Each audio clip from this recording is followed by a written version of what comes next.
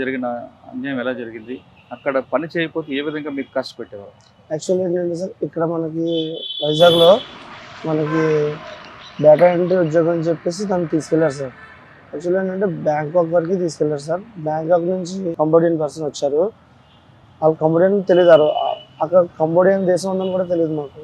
అక్కడి నుంచి by road car మీద తీసుకెళ్లారు సార్. ఎంతమంది వెళ్ళారు ఇక్కడ నుంచి?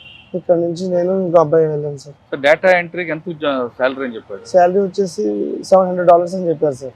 మీరు ఎంత ఇచ్చారు వానికి? నేను వచ్చేసి 1,50,000 ఇక్కడ పే చేశాను సార్ ఏజెంట్‌కి. నేను వెళ్ళడానికి డేటా ఎంట్రీ ఉద్యోగానికి. అంటే ఫ్లైట్ టికెట్ కలిపి? మొత్తం అంతా వాళ్ళదే సార్. ఓకే. ఎప్పుడు జరిగింది ఇదంతా? ఇదంతా వచ్చేసి 4 నెలలు అవుతుంది సార్. 4 మంత్స్ అవుతుంది. ఓకే. చైనా బ్యాంకాక్ దిగారా? బ్యాంకాక్ దిగి అక్కడ నుంచి బై రోడ్ కంబోడియా వెళ్ళాను సార్. అక్కడికి వెళ్ళిన తర్వాత ఒక 4-5 ఆఫీసులు తిప్పారు. ఎక్కడ ఖాళీ ఉంటే అక్కడ జాయిన్ చేస్తారనమాట. అది ఏ ఆఫీస్ ఏంటి అన్నది తెలియదు. డేటా ఎంట్రీ అనుకుంటాం, ఏంటన్నది ఇంకా తెలియదు. వెళ్ళిన తర్వాత కంబోడియన్ పర్సన్ వచ్చాడు. సమ్ ఇంటర్వ్యూ ఏదో చేశాడు. అది మామూలుగా ఇంగ్లీష్ అది ఎలా ఉంటుందో చూసారన్నమాట. చూసిన తర్వాత అగ్రిమెంట్ చేస్తారు సార్ వాళ్ళు. ఆ అగ్రిమెంట్ ఫస్ట్ జాబ్ ఏంటని అడిగితే చెప్పలేదు ఏమి, మామూలు డేటా ఎంట్రీ అని అన్నారు. అగ్రిమెంట్ చేసిన తర్వాత జాబ్లోకి వెళ్ళిన తర్వాత ఇలాగా మనం Facebook, Instagram and dating apps నుంచి కస్టమర్ని అదే నంబర్ని తీసుకెళ్ళి వాళ్ళ చైనీస్కి ఇవ్వాలి సార్. తీసుకుని మిగతా చైనీస్ ప్రాసెస్ చేస్తారు సార్. ఏం చేస్తారు ఏంటో తెలుసు. అంతవరకు మీకేం తెలియదు? తెలియదు సార్, తెలియదు. అది తెలుసు డేటా వచ్చింది అదే సార్. ఫేస్బుక్, ఇన్స్టాగ్రామ్ వాళ్ళు ఒక ఐడి క్రియేట్ చేసి ఇస్తారండి మాకు. ఆ ఐడి నుంచి మనం డేటా అదే టెలిగ్రామ్లోకి యాడ్ చేసి వాళ్ళకి ఇచ్చేయాలి సార్ కస్టమర్ని. ఆ ఒక్క పనేనా ఇంకా వేరే అంతే సార్, అంతే, వేరే పని. అది క్రైమ్ అని తెలుసా మీకు? అది తెలుసు సార్. అది యాక్చువల్లీ తర్వాత ఏంటంటే డబ్బులు వేస్తారు, ఇలా తీసుకుంటారు అని తర్వాత తెలిసిన తర్వాత మనం వెంటనే నేను ఈ జాబ్ చేయలేని వెళ్ళిపోతానంటే అగ్రిమెంట్ చేసావు, సైన్ చేసావు, చేయాలి తప్పదు. లేదు వెళ్ళిపోతానంటే $4,000 కట్టి వెళ్ళిపోండి. ఇంకా ఎక్కువ బెదిరిస్తే వాళ్ళు అది వెళ్ళిపోతామని గట్టి నుంచున్నారు అనుకో, వాళ్ళు ఎదురుకుండా డ్రగ్స్ అవి ఇవి తీసుకొచ్చి ఇవి మీ వీడియోలో మీ యొక్క రూమ్లో దొరికే, నీ బ్యాగ్లో దొరికే మీ యొక్క కేసు పెడతాం, మీరు ఇక్కడ ఇరుక్కుంటారు అనేసి బెదిరించేవారు సార్. ఇంకా చేయాలంటే డార్క్ రూమ్లో పెట్టి చిత్రహింసలు చేసేవారు సార్. భోజనం కూడా పెట్టేవారు కదా? భోజనం అన్నా సార్ అదే రోజుకి ఒక 5 కస్టమర్ని టెలిగ్రామ్లో యాడ్ చేసి ఇవ్వాలి సార్. అప్పుడే మనకి భోజనం పెడతారు. పెట్టకపోతే పెట్టరు సార్, ఒక్కటే పెడతారు. అటువంటి మీకు జరిగాయా? జరిగాయి సార్, జరిగాయి. మేము సఫర్ అయ్యాం. ఇంకోటి ఏంటంటే ఇలాగ వెళ్ళిపోయిన వాళ్ళు కూడా అక్కడ సపోజ్ ఇప్పుడు ఈరోజు నాకు నచ్చలేదు, ఎంబసీ ఉంటుంది కదా సార్, ఎంబసీకి కాల్ చేసాం అనుకోండి, వాళ్ళు వస్తారు సార్. వాళ్ళు వచ్చి ఎవరైతే కంప్లైంట్ ఇచ్చారో ఆ యొక్క పర్సన్ని తీసుకెళ్తారు. మిగతా వాళ్ళు వచ్చేస్తారన్నా సరే మాకు తీసుకెళ్ళరు. తీసుకెళ్ళిన తర్వాత అక్కడ లోకల్ పోలీస్ స్టేషన్లో జాయిన్ చేస్తారు వాళ్ళు. Local police station and Cambodia వాళ్ళు చైనీస్ మిక్స్ అయిపోయి ఆ పోలీస్ స్టేషన్లో ఆ యొక్క పర్సన్స్ని వాళ్ళు డబ్బులు ఇచ్చి చిత్రహింస గురి చేస్తారు. అక్కడ పోలీస్ స్టేషన్లో పోలీసులు కూడా ఫుల్ సపోర్ట్ చేస్తారు సార్. ఒక 20 రోజులు వాళ్ళకి ఎలా ఉంటుందంటే ఒకే అమ్మాయిలు అబ్బాయిలు మొత్తం అందరూ ఒకే జైల్లో పెట్టేసి ఆ వీడియోస్ మాకు షేర్ చేస్తారు. ఇలాగ కంప్లైంట్ చేసి వెళ్ళిపోయారు వీళ్ళు. వెళ్ళిపోయిన తర్వాత వీళ్ళు ఎంత చిత్రహింస పడుతున్నారో చూడండి.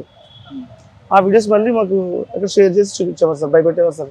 అంటే వేరే ఎవరు వెళ్ళకుండా. ఎంతమంది ఉంటారండి అలా మీలాంటి వాళ్ళ? మా కంపెనీలో వచ్చి దగ్గరగా 400 మంది 300 మంది ఉన్నారు సార్. ఎలా బయటపడి మీరు రాకెట్ అంతా? మొన్న రీసెంట్గా సిపి సార్ ఇంటర్వ్యూ చూసాను సార్. చూసిన తర్వాత యాక్చువల్లీ మేము ఎప్పటి నుంచో లాస్ట్ 2-3 మంత్స్ నుంచి ఎలాగైనా వెళ్ళిపోదాం అన్న ప్లాన్లో ఉన్నాం సార్. ఏదో ఇక్కడి నుంచి బయటపడదాం కానీ 4 లక్షలు అయితే కట్టలేము. అయితే ఒక 15 మంది వరకు మనం గ్యాదర్ అయ్యాం సార్. ఏదో చేసి వెళ్ళిపోదాం అనేసి మనం చైనీస్కి వెళ్ళి ఇలాగా మేము వెళ్ళిపోదాం అనుకుంటున్నాం, మమ్మల్ని పంపించేయండి అనేసి 2 days ఫైట్ చేశాను సార్. వాళ్ళు అక్కడికి మా 15 మందిని హెరాస్ చేశారు ఫుల్గా. ఒకే రూమ్లో పెట్టి డ్రగ్స్ కేసు ఈ కేసు అని పెట్టారు అనమాట. ఇంకా అలా కదనేసి ఇంకా మేము మొత్తం అందరూ ఇంకొక 15 మంది కలిసిన తర్వాత 30 మంది అయ్యాం. అయిన తర్వాత కొద్దిగా గట్టిగా అది మాట్లాడి ఆఫీస్లోకి వెళ్ళిపోయి మొత్తం అన్ని స్టేట్స్ ఉన్నారనమాట. ఈరోజు మమ్మల్ని ఎలా చేశారో రేపు మిమ్మల్ని ఎలా చేస్తారో, మీరు ఇప్పుడు తిరగబడకపోతే మనం ఇక్కడి నుంచి బయటపడలేమంటే మొత్తం దగ్గర 150 మెంబర్స్ వరకు వచ్చేసారు. మొత్తం వచ్చారు, అక్కడ ఫైట్ చేశారు. ఆల్రెడీ మీరు వీడియోస్ చూశారు కదా, అందులో ఉన్నాం.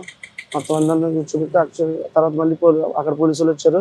అక్కడి నుంచి పోలీస్ స్టేషన్ తీసుకెళ్ళిన తర్వాత మళ్ళీ అక్కడ మమ్మల్ని ఎంబసీకి అప్పచెప్పారు. ఇక్కడ సిపి గారి సహాయం వల్ల త్వరగా రాగలిగారు. అక్కడ మీరు ఉంటారు, మీతో పాటు అమ్మాయిలు కూడా ఉన్నారు అక్కడ, అమ్మాయిలు కూడా ఉన్నారు సార్. వాళ్ళు ఎలా ఇబ్బంది పెట్టేవారు? అమ్మాయిలు వేరేగా ఉంటారు సార్. అంటే ఇక్కడ ఒకవేళ చేస్తే వాళ్ళ దగ్గర పని చేయాలి, లేదు వ్యభిచారం కూడా చేయించేవారు అంటే వాస్తవం? మా కంపెనీలో అయితే అలాగే వ్యభిచారం వెతుకుతుంది సార్. మామూలుగా అంటే కొట్టడం అని చేసేవారా?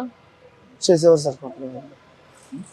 ఎప్పుడైనా అనిపించింది ఎందుకు ఇంత దూరం వచ్చాం, మా సొంత ఊర్లో ఉండాలి, చాలా సంపాదించాలి? అనిపించింది సార్, అనిపించింది చాలా బాధపడ్డాం.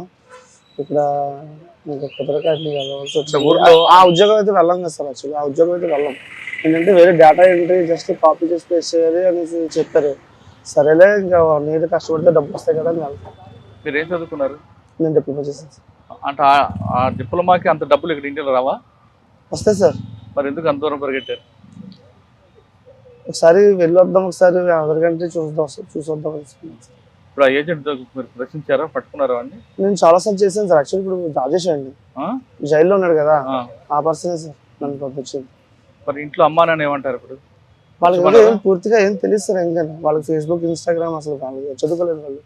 వాళ్ళకి ఇంకా ఏమీ తెలియదు. ఇప్పుడు ఏం చెప్తారు మరి, ఎందుకు వచ్చావనంటే ఊర్లో?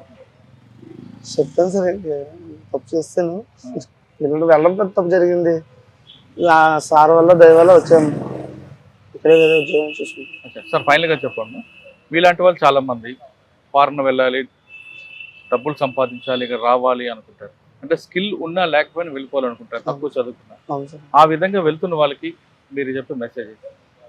మొత్తం ఇన్ఫర్మేషన్ అంతా మొత్తం పకడ్బందీగా తీసుకుని వెళ్ళాలి సార్. ఏంటి అంటే ఎవరేం చెప్పినా నమ్మకూడదు. అండ్ మనం మన మనం మనం ఎంత వరకు చేయగలమో అంతవరకే చేయాలి, ఎక్కువగా ఆశపడకూడదు. ఫస్ట్ ఆఫ్ ఆల్ నేను వైజాగ్ పోలీసు వాళ్ళందరికీ చాలా థ్యాంక్ యూ చెప్తున్నాను. ఎందుకంటే వాళ్ళ వల్లే మేము రాగలిగాం. ఎస్పీ సార్ వల్ల ఇక్కడ క్రైమ్